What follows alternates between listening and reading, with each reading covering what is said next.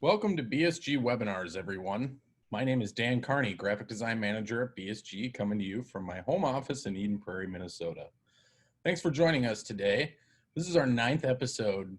Future episodes are posted on our website, as well as a link to video recordings of our past episodes. The page can be found by going to bsgcraftbrewing.com and clicking on the webinars tile, or going directly to bsgcraft.com/webinars. New episodes will usually air every Thursday at 1 p.m. Central Standard Time. We have some new webinars lined up and ready to be announced soon, so please check back at our website or on our social media channels for updates in the coming days. Throughout this webinar, please ask questions through the Q&A function. Following the presentation, I'll pass some questions along to Colin, and you can also send follow-up questions to webinars@bsgcraft.com. Today's speaker is Colin Johnson, Craft Sales Manager at Crisp Malt. Colin also hosts Crisp Malt webinars, so be sure to head over to crispmalt.com and check them out. So for today, Colin's talk is titled Scottish Malt, History, Terroir, and Flavor. And with that, I will hand it over to Colin to get us started. Welcome, Colin. Hello. Okay, hopefully the technology does not fail me here. Okay, good stuff. Great. Well, thank you very much. Thanks for that introduction, Dan. As Dan said, I'm Colin Johnston. I'm with Crisp Malt, and I'm coming to you from my home office in Edinburgh. It is now 7 p.m. over here, so I do have a beer in hand. I am the craft brewing sales manager for Scotland, but I also cover the UK for craft distilling, and I'm out in the US quite a lot for craft distilling also. And simply being the guy on the sales team with the Scottish accent, I'm doing the Scottish presentation. So what I want to bring you today is something new for us in the US market, which is going to be Scottish malt for brewing. We've done a little bit in the distilling world already through BSG, but we're now bringing you Scottish malt in bags later on this year. So I want to give you guys a really good overview of who we are, what we do specifically in Scotland, because we're probably more known for our brewing malts from East Anglia down in Norfolk. Give you an idea of what we do up here, where our barley comes from, why that's important to us, the relationship with our farmers, and ultimately what products we're going to bring you in the latter part of this year. So I will crack on with my presentation. So just a really brief bit of history about Crisp ourselves. So this is a big year for us, 150 years of Crisp malts. We were planning on having a really nice big party at CBC in San Antonio, but unfortunately we had to can that. So I think we're going to do a 151 next year instead, and we'll hopefully see you all there. But yeah, we've been going for quite some time at Crisp. It says 1862 in the slide, but we date it to 1870. But that's when the Smith brothers down in Norfolk, they bought a mill, they bought a farm, and they started getting into the malting game in 1870 it was. We've been exporting malt all over the world since the 1800s. And then the Crisp name comes into the business in the 1960s when John Crisp bought the business. That's where the word crisp comes from. It's not because of the sound, but it's because of a man called John Crisp who bought the business in 62. And we came under new ownership in 2005, and we now are the 10th largest malting company globally. We've got 8 production sites across 4 countries, Poland, Germany. Most of our activity is in England and Scotland, so across those 4 countries. So that's what we do, and we're sending brewing and distilling barley, malted barley, oats, wheat, all sorts of different things all over the world. So that's who we are as Crisp. And this is where we're located throughout the UK. So we've got quite a few different sites. We mostly talk about our Ryborough site, which is down in East Anglia. So this little bit of the UK, known as the rump of England, the bit that sticks out into the North Sea, is the real sort of breadbasket of England. lots of malting barley, lots of wheat being grown in this area. And that's where our main production site is, at Ryborough, where our brewing malts are produced. We've also got 2 other maltings in East Anglia, at Ditchingham and at Mistley. But what we're really concentrating on today is our production facility in central Scotland at Alloa, which is where we make our Scottish brewing malts, as well as some distilling malts. And then we also have a production facility right up in the north of Scotland in Speyside, near all the major distilleries, and that's where we make a lot of distilling malt and our prized peated malt as well, which is something that's available in the American market for distillers, but also for brewers if you want to make some peat flavored beers. So that's where we're located. But just to give you an idea of the scale of Scotland, so lots of people get a little bit confused about just how big we are as a country. Just to give you an idea, that's the Scottish map in purple superimposed onto the state of Oregon. Okay, so we're not a big country at all. I'm going to talk an awful lot about local barley. And when I say local barley, I really do mean local. It's not traveled far at all into our maltings. And that local aspect and the fact that we've got so much coastline is a really, really important part of the terroir story when it comes to Scottish barley. So I want you to bear that in mind, the size of Scotland. So Scotland as a country is certainly, in historical terms, punches above its weight when it comes to brewing. I would hope that a lot of you associate Scotland with brewing, but you maybe don't know some of the history. So I just want to give you a little bit of a taste of that. The earliest evidence of brewing and malting even, but albeit in a very rudimentary form, goes way back to 3000 BC. So there's a Neolithic site in the north of Scotland and the Orkney Islands called Skara Brae, and nobody knew it was there until the 1920s. And a sandstorm came in and blew the top surface of grass and sand, and some stones were sticking out. They started excavating and they found this Neolithic village. It's an absolutely amazing place. If you ever have a chance to go to Orkney, please go and visit. It's called Skara Brae. But they did some archaeological tests quite recently up there, and found that there was evidence of brewing and malting going on within the Neolithic period. So it's been going on for a long, long time. And indeed, barley has been grown, and we know that it's been grown in the Northern Isles, in the UK, for thousands and thousands of years, pretty much since agriculture came to the UK from these grasses, these barleys and wheats came to the UK from the Fertile Crescent about 4000 BC. So it's been going for a long time. But in terms of the modern, slightly more modern brewing history, the first brewery to be established in Scotland was in 1719, Belhaven Brewery, which is still going strong, which is great to see. It's only about a half hour from my house here on the east coast of Scotland. And then we skip forward a little bit further, and the town that I'm going to talk an awful lot about today is Alloa. So you might very well have heard of Alloa. In brewing circles, it is quite well known.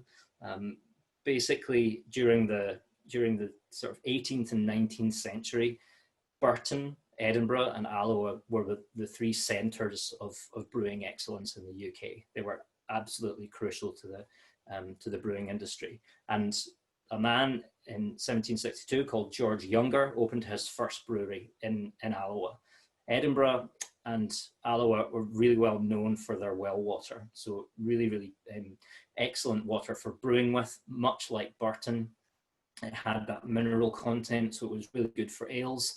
And Alloa became a centre of brewing excellence for a long, long time. Unfortunately, its lustre has diminished these days. But George Younger opened his brewery back then, and it flourished. And he had one of his breweries was called the Candleriggs Brewery, and it was expanded in 1897. And at that point, he decided to open a new maltings, which is the maltings that we still operate out of in Alloa, called the Ward Street Maltings. And that was built in 1899. And back then, it was a floor maltings. I'll show you a picture of it in a second. Just to give you another little bit of history, Heriot-Watt University started teaching brewing classes in 1903. So that's been going for 117 years. We're certainly a country, as I say, that punch above our weight when it comes to brewing history and knowledge. So, and indeed, maybe some of the people that are watching the presentation today have been students at Heriot-Watt University. So just to give you a little bit of context about our site in Alloa, this is a map from 1899, and our malt house is shown on the map here. You can see the brewery over to the right, railway lines coming in. So Alloa was really well located. It was on a branch line going from England up to Edinburgh. And it was, what you can't see just to the south of this section of map is the River Forth. So it was on the river as well. So it was really easy for transport prior to the railways. But then once the railways came in, it was also well located. And as I mentioned, it had that proximity. It had access to that really good well water as well for brewing with. So it was really well known. Indeed, between Edinburgh and Alloa in the 19th century, in the late 19th century, they were rivaling Burton-on-Trent. Everybody knows Burton for its IPAs. Edinburgh and Alloa were producing as much IPA as Burton-on-Trent. And indeed, Scottish beers were exported at that point all over the world. Alloa was a really, really small town, and it was back then, and it still is now. So the local people weren't drinking a huge amount of beer, but that beer was being exported all over the world to East India, to Africa, to the United States, and indeed in the US it was known as Scotch Burgundy, the Scottish IPAs that were being sent out there from George Younger's brewery. So there's a real historical connection between the maltings at Alloa and the US, which is a really nice part of our story. That's what it looked like in the 1950s. So it was a traditional floor malting. As you can see, the little windows and all the short height floors that you would have had in the floor maltings. The building is still this shape, but it is no longer a floor maltings. It was converted into a salad and box maltings in the 1960s when it was owned by Bass Breweries. So just a Google image of the site as it currently exists. And then a little bit of what it looks like inside. That's Mike, our production manager, sampling from the salad and box. So salad and box malting was a technology that came through in the 1950s. Really, really reliable. Gives great modified barley, and therefore it's really nice malt for getting good extract out of. And at our Alloa maltings, we're making brewing malt, but we're also making distilling malt for pot still whisky production, and that's a really important aspect of the barley sourcing, which I'll explain in a little bit. So that's the maltings that we're talking about today. So as I mentioned, we've got the two maltings in Scotland, and you can see where they're located, and the little bit of shading on the map there is the proportion of barley production in the local area. So the darker the color, that means that more barley is being grown in that local area. And you can see that between these two sites, between Alloa and Port Gordon, there is an awful lot of barley being produced. This whole east coast of Scotland, it's quite a tight band. I was referring to earlier on, Scotland's quite a small country. In fact, earlier on, I drove from the west coast to the east coast across the central part here, and it only took an hour and a half. So that just gives you an idea of the scale.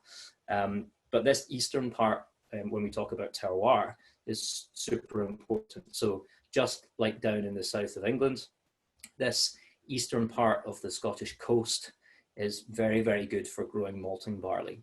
So at least modern varieties anyway.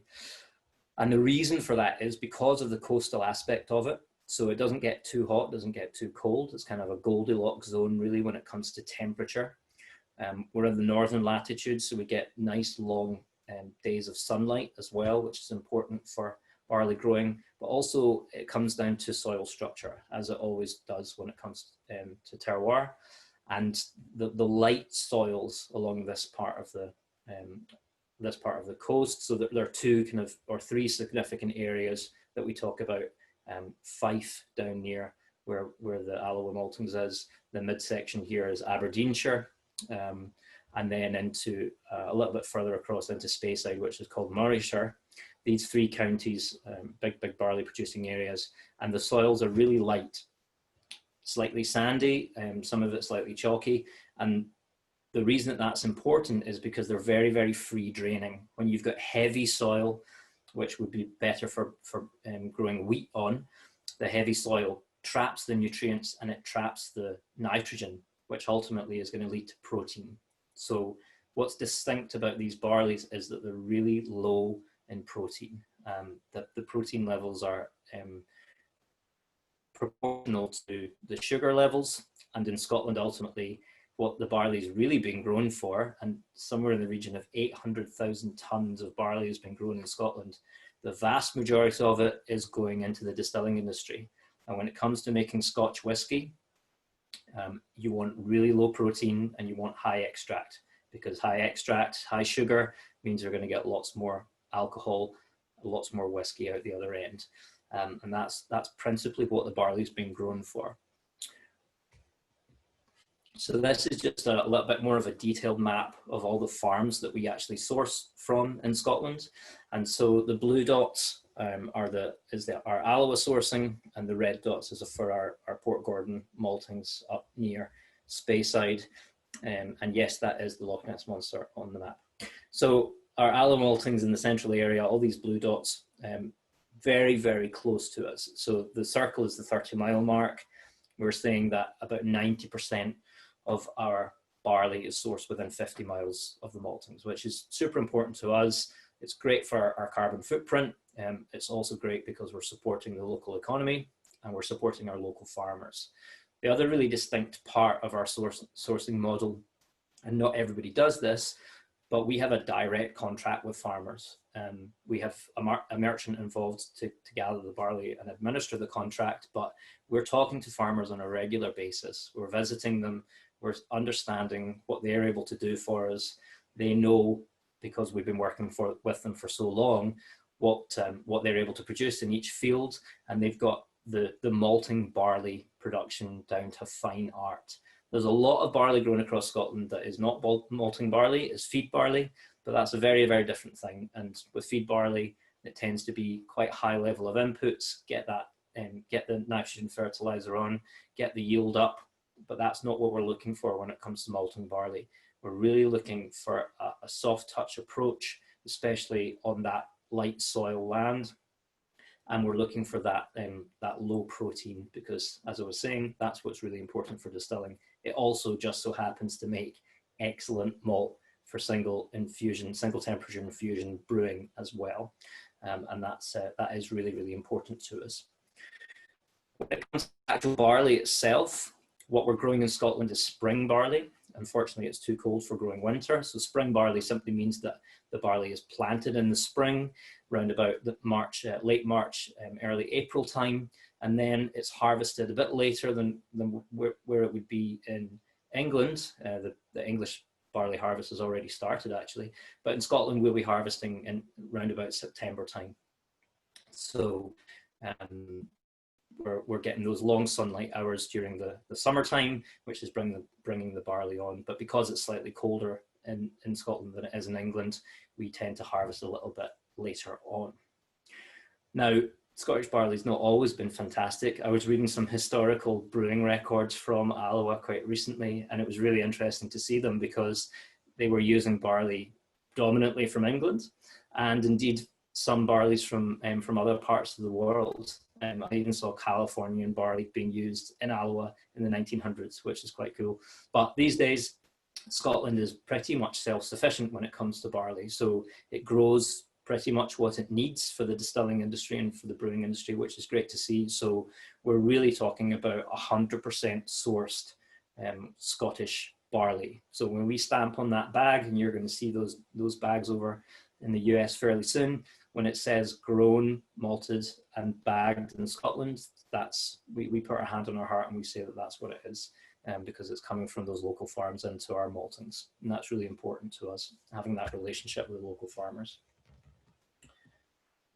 So just a gratuitous picture of a Highland cow in front of a field of barley, or a freshly cut field of barley rather. This is our production manager, Richard Lake, up at our maltings in Port Gordon, proudly demonstrating the fact that it is indeed 2-row barley. So that's what we're dealing with. And throughout the UK, when it comes to malting, it's always 2-row. I know this is a distinction which is made in the US, and it's important to you guys. So yeah, it's 2-row barley, it's 2-row spring barley, and it's modern varieties where they've got a really good yield in the field for the farmer. And then we've also getting a really good extract when it comes to brewing as well. And that's just to demonstrate that any health and safety law will be contravened for a good PR shot. So there we are, about to get mown down by a combine harvester. And there we are with Ian Green, one of our local farmers, very proud of his barley crop, and rightly so. So on to the actual products themselves, what we're going to be offering when they are launched. 2 variants. The malting setup at Alloa is quite simple. It's just a standard steep, germination, and a simple kiln. So we can play around a little bit with colour, but we're not producing any specialty malts in Scotland. For that, we've got our main site down at Ryborough in Norfolk, where we produce a whole range of crystals and roasteds and things like that. But we're keeping things nice and simple in Scotland. 2 main variants: a Scottish pale ale malt, which is perfect for making ales, not surprisingly, but it's got that little bit more color on it. So you can see on the ASBC chart there, 2.5 to 3.3 love. Really good 82% extract, low moisture. And like I was saying about that protein, you can see the range there, 8.8 to 10.3. So really low protein, which means that you're not going to have to do those step infusion mashes. Just get it straight in. I can't remember the Fahrenheit values, but standard 1 hour at 65 degrees centigrade, and you're going to get a fantastic extract, and you're going to get a really nice flavor, and also you're going to get a really haze stable beer as well, without all that protein in it. And then our other offering is an extra pale, which is a really great product because of that low nitrogen. Again, when you get the low nitrogen with an extra pale, it's not going to develop as much color. It's already got a low love characteristic to it there, 1.5 to 2. But because of the lack of protein there, you're not going to get the same color pickup. And we're obviously seeing a huge demand for extra pale malts throughout the US, not just for really, really pale IPA production, but this is a fantastic malt for producing lager as well. You don't need to go down, necessarily go down the Pilsner route when it comes to lager production. That is a slightly more complicated brewing process when you're using a really proper continental Pilsen malt. You've really got to have your head around it, but you can use an extra pale. Again, that single temperature infusion, and make your life easy for yourself. This malt produces fantastic lagers. We already sell this malt within Scotland to some of the top craft breweries, and they make some really, really, really tasty lagers from it. So that's definitely something to try when it comes to Pils production. Those are our offerings. So yeah, it's coming to you guys in, I think, Q4, but check with your BSG sales representatives for that information. But grown, packed, and malted in Scotland, perfect for single infusion, like I said, and it's a little grain of Scottish history coming from a maltings that was built in 1899, that was supplying malt to a brewery that was sending IPAs out to the US and all over the world. So we're really proud of that history. We're really proud of our farmers, and we're really proud of the quality of the malt that we're able to produce with the barley that they grow. So yeah, that is my little presentation. But I'm going to test Dan, actually. I'd like him to rejoin me on the screen here. So I've got a little quiz for you. Well, not a little quiz, a little challenge for you, Dan. Is your mic on? It is. Okay, so just like Burton Ale back in the 1900s, Alloa Ale was a big thing. And I've come across a Scottish poem, okay, called Alloa Ale, but it is written in Scots. So I'm gonna give you a little shot at the first couple of lines before I give a little performance. All right, are you ready for this? I'll try. Okay, sweet. Here we go. Alloa Ale. Awa we black brandy, red rum, and blue whiskey, and bring me the liquor as brown as a nut. Oh, Alawa ale, ye can make a chill frisky, brisk, faming a fresh fray, the bottle or butt. That was pretty good. Yeah, that's And not bad at all. Excellent. So I came across this poem. Yeah, written in 1827. So even back then, Alloa Ale was a pretty big thing, and it's essentially saying that you don't need brandy, you don't need rum, you don't need wine, you don't need whiskey. All you need, if you want to be healthy and strong, is an Alloa Ale. So would you like a short rendition of the poem, Dan? yeah, I want to hear it in a Scottish accent. Okay, good stuff. Okay. I don't have my kilt on, guys, so I do apologise for that. So, Alloa Ale, and it's by John Imlaw. Awa wi black brandy, red rum and blue whiskey, and bring me the liquor as brown as a nut. Oh, Alloa Ale, you can mak a chill frisky, brisk, famine afrae fresh the bottle or butt.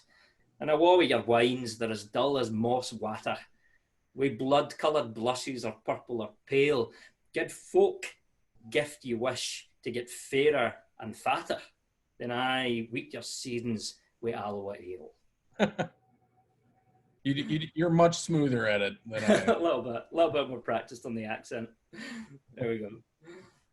Good stuff. I'll stop my share there. And I think maybe we have some questions in chat, and yeah. We do. We've had a couple come through.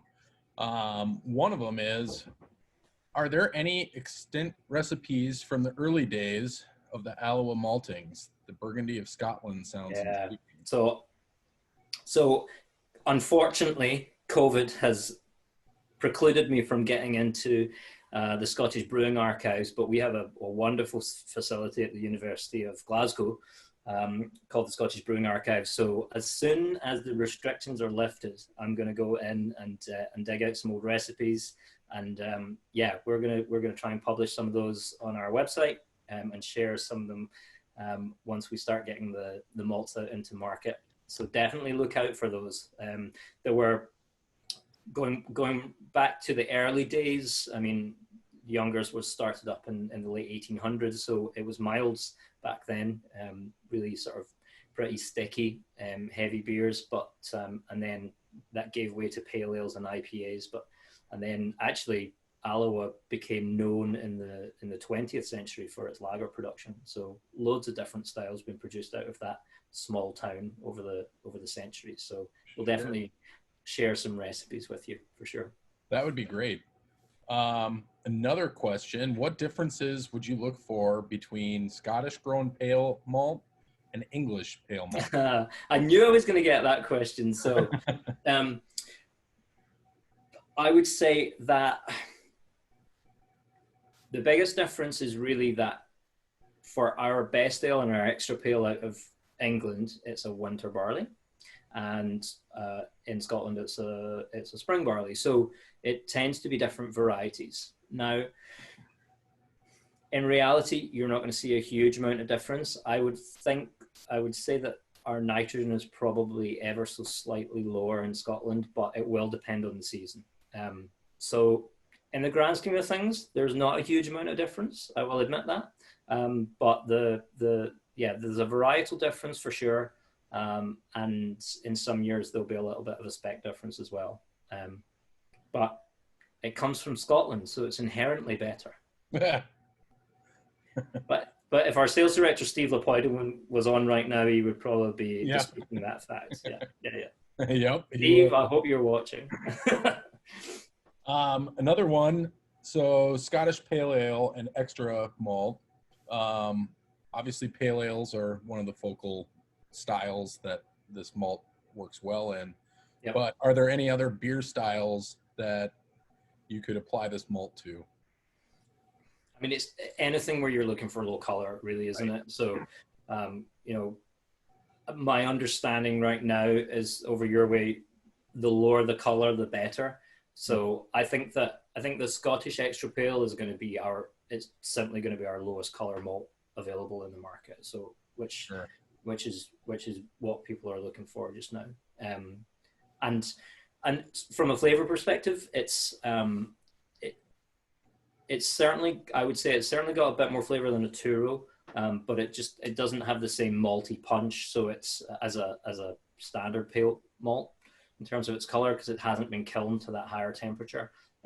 So it's gonna provide just a hint of malt, a nice balanced sweetness, and be a really nice bed for layering hops on top, I would say. Sure. So I mean, of course, if you're looking to develop the flavor a little bit more, then pair it up with Maris or Chevalier or something like that, where you're going to get that more malt body from it. But the extra pale is just more balanced sweetness than malt characteristic, I would say. Then another question: any considerations for using these for American whiskey fermentation on or off grain? Sure. Okay. Yeah. I mean, we haven't spoken much about distilling, and I think we're gonna hopefully cover that in a future webinar. But for American whiskey, is the question asker talking about bourbons or American single malt? That's a good question. Because when it comes to bourbon production and what you would traditionally refer to as distiller's malt in the US, that is a different beast. So in those circumstances, what you really want is a higher protein, because that's then going to bring your FAN and your DP up, and that's a really important component of starch conversion of maize when it comes to the production of bourbons. When you're using raw grains, so you need that sort of really beefy distiller's malt. Which you would get from either like a 6-row in the US, or if it was coming from us, then there's a product called high diastatic power malt, which is kind of like an American 6-row in a way in terms of its characteristics. So that's what you would use for what I would say a traditional American whiskey. Sure. But when it comes to the sort of emerging American single malt category, then this extra pale is essentially like our pot still whiskey, like our Glen Eagles. It's currently called Glen Eagles in the catalogue.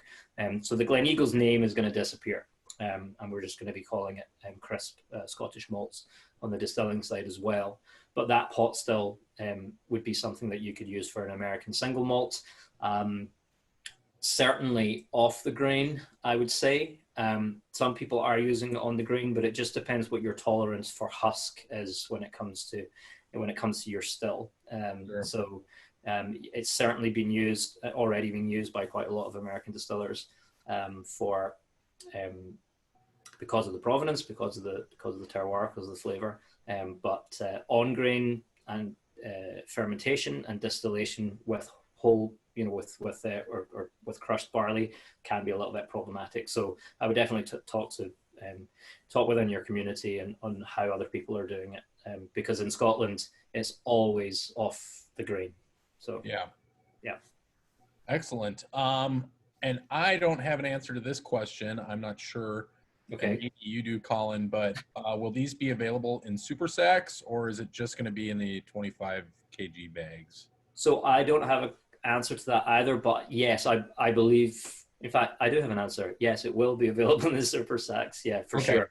Now, I don't know if it's going to be a stock item. I would have thought that would be a special order, but that's totally fine. So it's just a case of talking to your sales representative and giving plenty of lead time for that. But we can, we've got that flexibility. So, and what I totally forgot to say in my entire presentation is that, the important point is the reason that we're starting to do this actually is because we've invested in a new bagging facility at our Alloa Maltings. So that was a really important point that I forgot to raise. It's been a major investment for us, a £2 million project, and this is the first time that we've been doing bagging in Scotland. So previously we were having to shuffle things around about the country or do things in a little bit more of an ad hoc nature, but it's a brand new packaging line with all the standard modern malt aspiration, stone removal, magnet detection, metal detection, everything you would expect to achieve a very, very high quality bagged malt, which we already do at our main site in Ryborough, but this is the first time we've done it in Scotland. So I'm really proud to be able to say, like I was saying earlier on, that on our logo, it's grown, it's malted, and it's bagged in Scotland. So Alloa is really well located to container port as well. So we're able to get goods out very easily as well. So yeah, we've got lots of options on that new line, 25 kg sacks, super sacks, things like that. So yeah, excellent. Just talk to your sales rep and they'll talk to us. Yep, absolutely. Well, that's all I have for questions right now, unless you have anything else to add. Not at all. No. So look out for them. We're really excited to get back over next year for CBC, and hopefully, let's hope. Hopefully, touch wood. I hope everyone's doing okay out there. I know it's been a tough time the past few months for the industry, but hopefully we can all see each other at CBC, and hopefully we can get some of you guys brewing some Scotch style beers, or just beers with the new Scottish malts for the CBC bar next year. Right, we could share it at Juno's bar at the absolutely, yeah. Well, thanks for joining us, Colin. More than welcome. Just it's really nice to talk to you again. And folks, if we didn't get to any questions today, please send them to webinars@bsgcraft.com, and we'll work with Colin to get you some answers. And remember, you can register for future webinars on our website at bsgcraft.com/webinars, or you can find a link on our homepage of bsgcraftbrewing.com. So, and also, again, be sure to check out on crispmalt.com.